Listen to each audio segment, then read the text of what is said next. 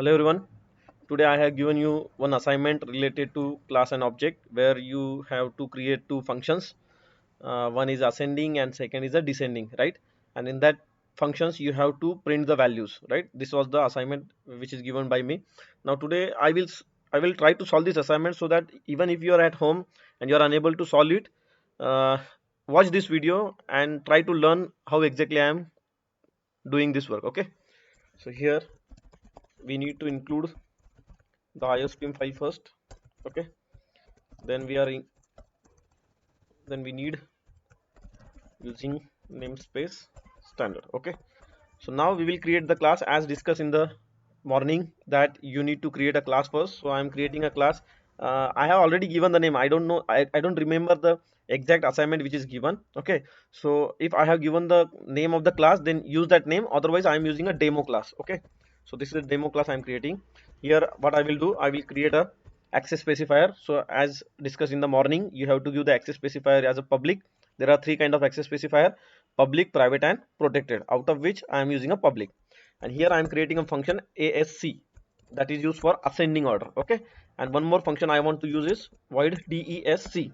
So this is for descending. Okay, and here in this function I will write the ascending logic, and in this function I will write the descending logic. Okay, so how to print the ascending numbers? So we need a loop here. So I am creating a for loop here.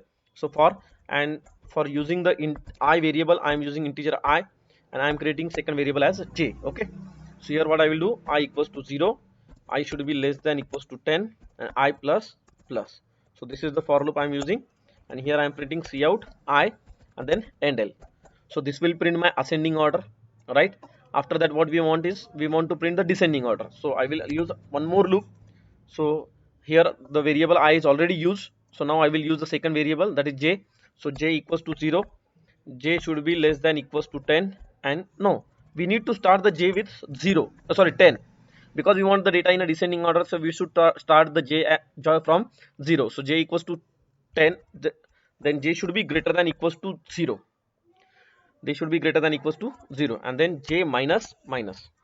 Okay, so cout j, and now this will start with 0. So we will get the output 0, 1, 2, 3, 4, 5, likewise till 10, and this will start with 10, and then we will minus it one by one. Okay, so here j will start with 10, so we will get the output 10, 9, 10, 9, 8, 7. In this way we will get the output in the reverse order, and this will continue till j becomes 0. Okay, so here the function is closed, for loop is closed, then class is closed. After the closing of the class we need to write the semicolon. So I have given the semicolon here, then integer main.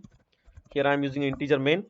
Then in this main function what we normally do, we create the object of this class. Okay, so how to create the object of this class? So class name and then object name. So here I am using a class name as demo and the object name as obj, and with the help of this object obj dot, what I will do, I will call this ascending function, and then I will call this descending function. So first of all I will write ASC, this is for ascending. Now here after printing this, what I will do, I will use the slash n, and here I will just write dash to make it separate. Okay, so once the ascending order is printed, we will get this kind of output, and then we will call obj dot descending. Okay, we will call this function obj dot desc. So the ascending order will be displayed, then one line will be printed, and then descending order will be printed. Okay, so here I'm writing return 0. Now let's run and check the output. C++ and try to run this code. Okay, so you will get this kind of output 1 2 3 4 5 6 7 and 10, and here 10 to 0. Okay, so this is the ascending order and this is the descending order. Now here 0 is printed because I have taken it greater than equals to. If you remove equals to, you will get this length. See this. So this is how you have to run it. Okay, thank you all of you.